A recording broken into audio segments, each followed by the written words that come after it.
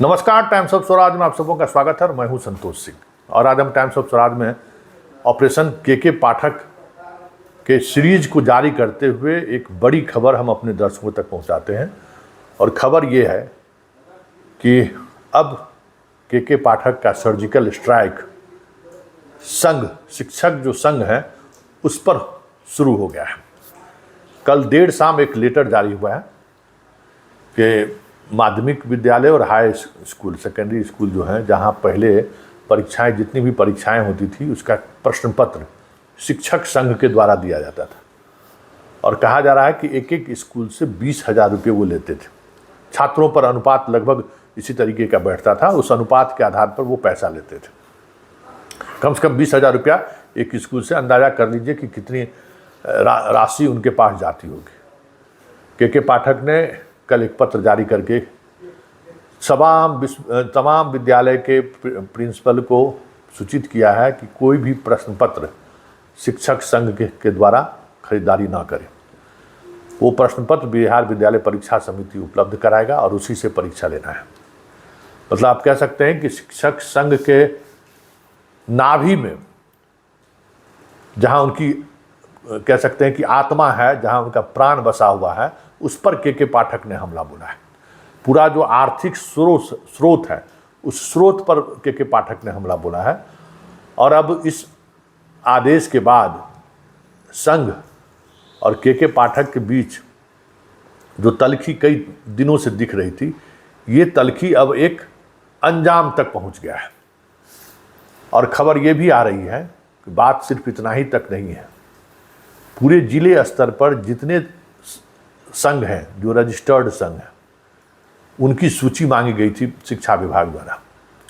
वो सारे रजिस्टर्ड संस्था जो हैं उनकी रजिस्ट्रेशन रद्द करने और अभी तक जो भी वित्तीय लेन देन वो किए हैं उसकी जांच की प्रक्रिया भी इन लोगों ने शुरू कर दी है। क्योंकि संघ के माध्यम से पूरे जिले में शिक्षक जो संघ के पदाधिकारी होते हैं वो स्कूल से दूर अपने आप को रखते हैं। वो अधिकांश उनका समय शिक्षा विभाग के दफ्तर में गुजरता है।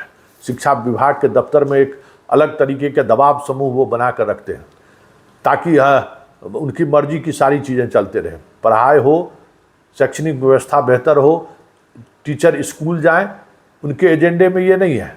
उनके एजेंडे में ये है कि ज़्यादा से ज़्यादा कैसे सरकार के नियमों को शिथिल किया जा सकता है, ज़्यादा से ज़्यादा कैसे सरकार के राशि का बंदरबांट हो सकता है, कैसे समय समय पर वेतन बढ़ाओ, पढ़ाओ नहीं, वेतन बढ़ाओ, छुट्टी में कटौती मत करो, वेतन बढ़ाओ, घूमने की छुट्टी दो।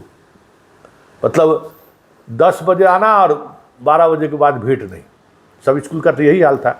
और शिक्षक एसोसिएशन ऐसे ही लोगों को प्रश्रय भी देता था। तो ये तय हो गया कि अब इस तरीके से ऑपरेशन के पाठक के द्वारा शुरू हो रहा है।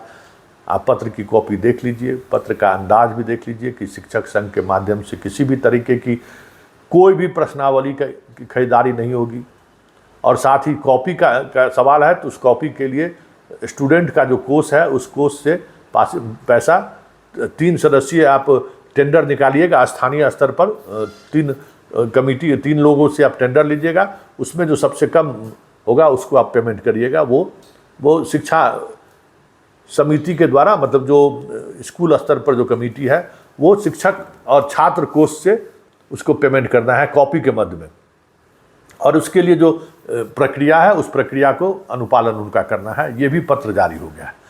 मतलब टोटल जो शिक्षक संघ का एसोसिएशन का जो आर्थिक स्रोत था उस स्रोत को पूरी तौर पर पाठक ने काट दिया। हालांकि कुछ वर्ष पहले आनंद किशोर ने भी, बिहार विद्यालय परीक्षा समिति के अध्यक्ष जो हैं, उन्होंने भी ये कोशिश की थी, लेकिन उनमें वो बात नहीं है।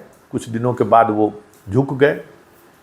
स्वाभाविक तौर पर जिस तरीके से वो काम करते हैं और जो अंदाज उनका काम करने का है उसमें बहुत सारी चीज़ें ओल झोल ऐसा है कि उनको तो संघ के सामने झुकना ही पड़ेगा, नहीं तो बहुत कुछ एक्सपोज हो जाएगा।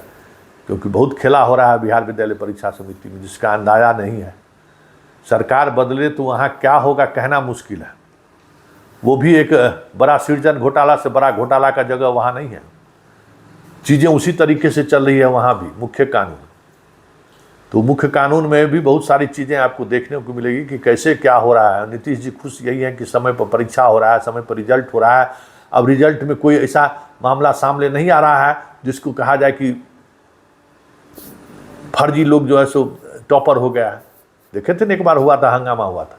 तो वो सारी चीज़ें बदल गई हैं, लेकिन उसके बदले जो जो चीज़ें हो रही है वहाँ, वो भी कम बड़ा तमाशा नहीं है। इसलिए संघ के सामने उनको झुकना पड़ा। लेकिन के पाठक तो भाई के पाठक है, झुकेगा नहीं। कह रहे थे मास्टरवा सबको, कल हमको व्हाट्सएप पर टोंट कर रहा था सब कि देखे ना के पाठक कैसे झुक गया। पूरा मैसेज किए हुए था मास्टर साहब, यही जितना है पूरा एकदम एमोजी, एकदम हंसते हुए एमोजी देते हुए, सर झुका कि नहीं झुका। हमको बेटा अभी तू समझा नहीं है, तू राज्यपाल को कहना पड़ रहा है ना, शिक्षा मंत्री को। अभी देखो कितने लोगों को दर्द दिलाएगा वो। जब तक वो शिक्षा विभाग में है वो झुकेगा नहीं, मान लो ये।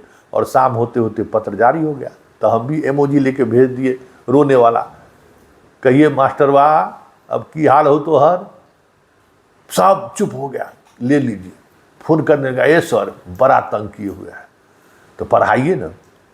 आप मास्टरवा मत कहिए। तो हम कहे क्या कहें तोरा, सो बताओ ना। गुंडागर्दी करोगे तो तेरा मास्टरवा नहीं कहे तो क्या कहा जाए तोरा है। कोई क्रिमिनल को हम क्रिमिनल कहते तो कहाँ हमको कहता है कि हमको क्रिमिनल मत कहिए। तो पढ़ाइए लिखाइएगा तो आपको क्यों मास्टरवा कोई कहेगा। पढ़ाई लिखाई से वास्ता करिए। और उनके लिए ये शब्दावली थोड़ी है मास्टरवा। मास्टरवा तो उसके लिए ये शब्दावली है जो पढ़ाने में विश्वास नहीं करते हैं।